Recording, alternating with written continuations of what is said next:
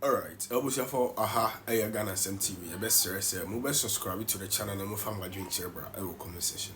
Now, be sharing now. Abusia me church obia. Hey, my jala rough. A family trimu. And this for Muni ferry on. Mo bi no mu na nyansa di nyansa eni mutirimu no ene me de adwene ni nyansa ba be hye mutirimu because mumu mu nim the difference between nyansa eni adwene Ghana for the enti na me buofu ye wa ha eni ye nyina enim se nanado ekokra train fefefe mienu e de ba Ghana ena nanado ye train akwan in the history of Ghana nanado ni president what me ye train kwan ato nsuo so Nanado me se baby biara wo nyame nhira me salutu ena nanado koto trains mienu we baaye Ghana journalist ebo nanado achi ena nanado koto train tie ate se ono ankasa nanado no u Ghana ni awante sa asem no ene me ka kire nanado apreso no koto train fefefe bi na enimu fia te se owo bi no ede baaye no ko baaye se omudi eye friend say Omo try train no NDC for share da ma kia bi eko cross train no ema training nya accident no na munim the NDC for na ye o ma ko fa say training ye adwuma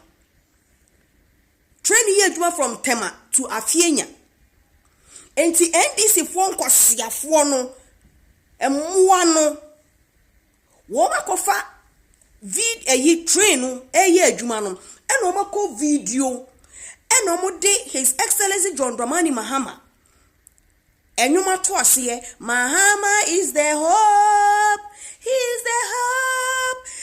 the hope for Mataga and ti wa wunimu no wo train say ye adwuma wa dwe be say John Mahama ne ba ya waye he mo NDC for na mukoye sa ankwase video no de abeto TikTok no na do mo John Mahama no obaye no waye adwuma bi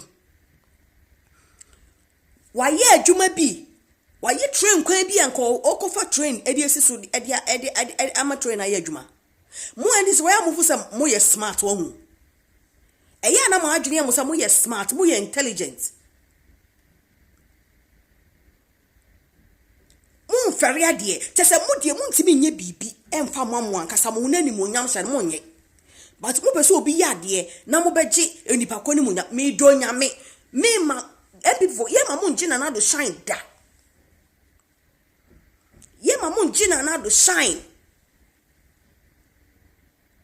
muna mo ye train muna ko fa train ba ye na do ko fa trains no mienu from Poland no de ba ye wo kwasia mpani kwasia to eya o say yankoto ayeda kwasia to me pese ye memo obi akira me se de ye de sa anwom no ne ade na tutu ye background echi hey wo koye sa video na wo de John Mahama a picture atare ho na wo de John Mahama anwom no ato ase no onyame betua wo ka ene ekira so ka ho wo ma mi shege wo papa shege wo koye sa video no Mese wo ma mi shege wo papa shege wo president John Dramani Mahama His Excellency wato train sa train na wo eye adwuma na wo di John Mahama picture ato ho na wo di John Mahama nyom ato ho kire se wo pese wo kire Ghana for say ye John Mahama na di aba no John Mahama afini wato train mi busa wo obedi so afini wato train na waye train kwan bi se sa train no na nka emefa so ana enya na nado na yeye mo mfere ade mo ni mu ade nkurasefo visionless party visionless mo nim se de ye ade ma na ye fe na ye ni mo nyam hye da bia ma ka ndisi bo munja one legacy munja one legacy enkukon kitinkiti kra na me ka say His Excellency obeye nkonya de eja legacy eno so a hwe agiegu hey mom try this nonsense again Some of the Nana do legacy Ediama Jomama and it ain't sit da. Ain't sit da. Over my dead body. Will I sit and watch, say, who NDC me? I mean, now social media, so over you Nana do legacy Ediama Jomama. It will never happen. What bother why the child, sir? Who taught you, say, who even gave you that idea? What ye munimwane chrono and tro propaganda.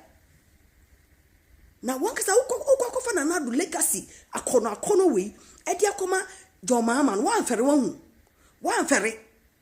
Who your chin papa? What me say who post this video no? Me say ma mi shege u papa shege mutum banzani.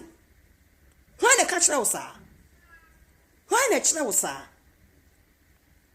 Jomama wa me president and sana Nana do be president. Sebi ohunu nyansa say obekọ akoye train kwan ama okoto train de ade aba besi so. Train papa bi a esi nyina wom. Train papa bi a charge your phone nyina wom. Hey, what we yes have stupid video no hu. Aboanche wonyu ba biara wo. Aboanche wonyu pa. Na niama kadan. Why the chira sa? Se fa na do legacy. E fa ma Jomama. Ah? Jomama ono so yo dwamfunu.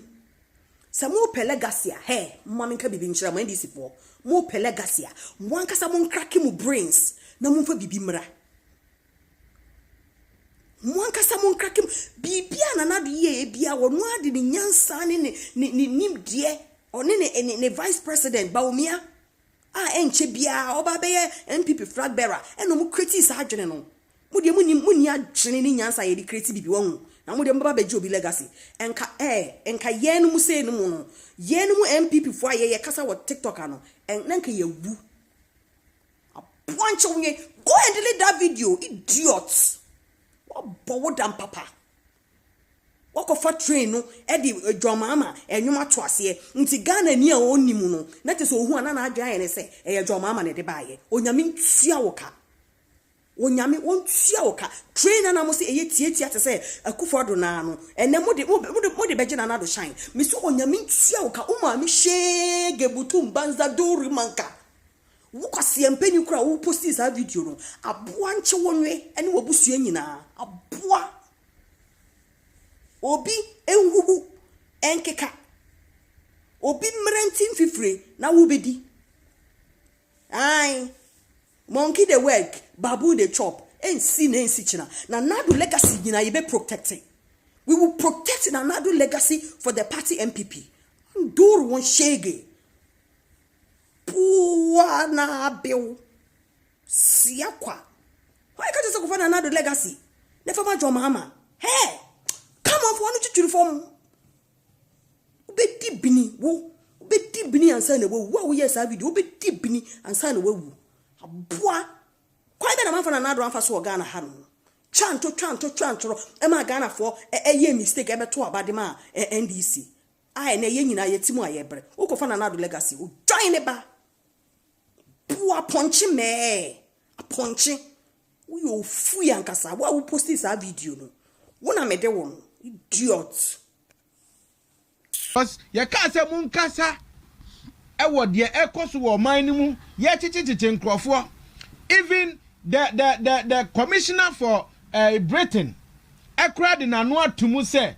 democracy e wo Ghana ha kra e under threat and so ye bisa obi say on criticize President Mahama or say e too young so obetima criticize no oti ase obi apese udi MPP fo anim ni yati MPP fo yasi criticize aban broni a won titwi by in 2017 or criticize Akufo-Addo July me say obi obeka say too early to criticize President Mahama no why a hypocrite oti ase why a hypocrite why nyaatwumuni fi say President Mahama wo koye wedding kro panka won wu makra no entua enufu ano oti ase enka akra no etua nufu ano a onum wa wu nipa ma otua nufu ano but ye nka hwe ye gya ye nsem nyina amanyame na 31st no ache emrantem unse January so ya na eche this time around there nyame ntwa so na emrantem na obia sumu enwo no e wo man nim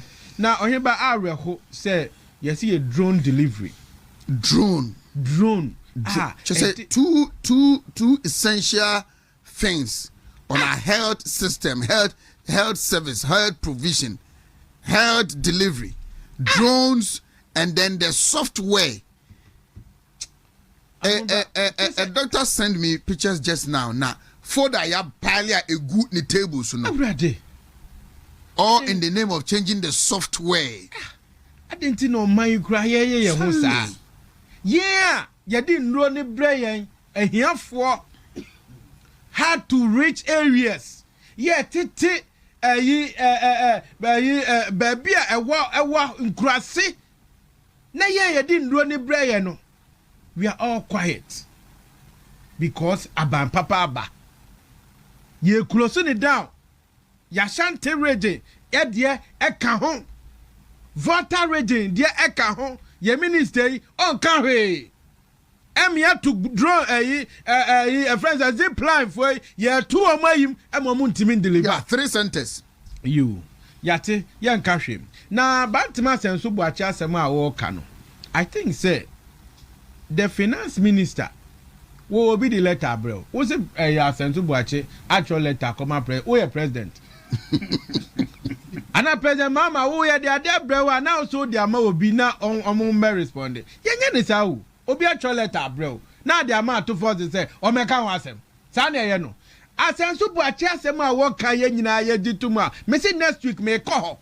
I think the express road, you know. I did want to my uka. Just someone tears here.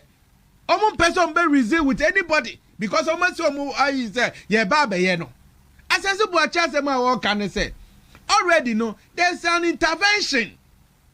Abanya etwa muo ye udru konongu sesi ya o kosro ba from ubegina wo sa eho no oduma e kan say oduma se eko uye den ya ubegina eti ya ye bypass e wo ho English a man from ya be ewo ho ansa na osino just say NDC for we pa what you say the word professor and doctor no yet to be shops ana anya na professor ba ku bi your friend Titus Boyo ai one also say ya the condom over the deliver condom no ma hey anybody achimi wo man some people are too foolish what you say G-Tech for Munkovia Papa no Yasi Lambosi MP. This is too foolish. What you say? Just say deliver condom cry a tunnel and Nibreso.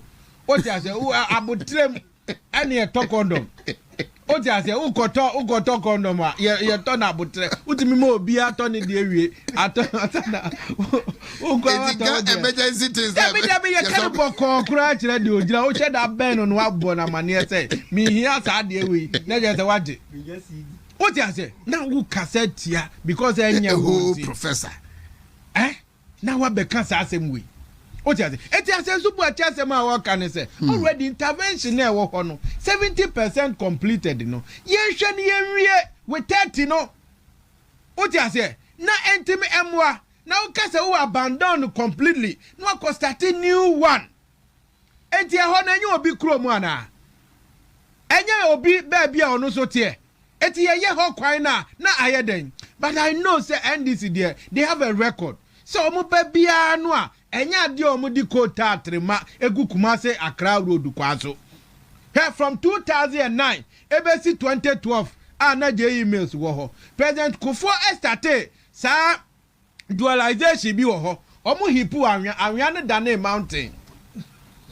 What you say? Okay, a friend is I think say Suhumo say and so Suhum bypass bi wo President Kufuor bypass bi wo and then this young famu da young faso da 8 years President Kufuor do buy and san yetimi fast akwa no so me say as on tenten tie onya and say Kumase Accra road no maybe ye kodue no omu peso mbeto aso ena we yo makaso obu be ye no omu nim say omunye honkrata semne feasibility studies near the adeni nyina enwie no na je say omu 4 years rekwa atwam enti nya no mo mbeso mbe ye Kumase Accra no muntumi nkan straight exactly na sem wo de nyansa sem wo ne say because omu o hwe kejeti ayi kra say brother Mahama na ya mo kɔ no na 36%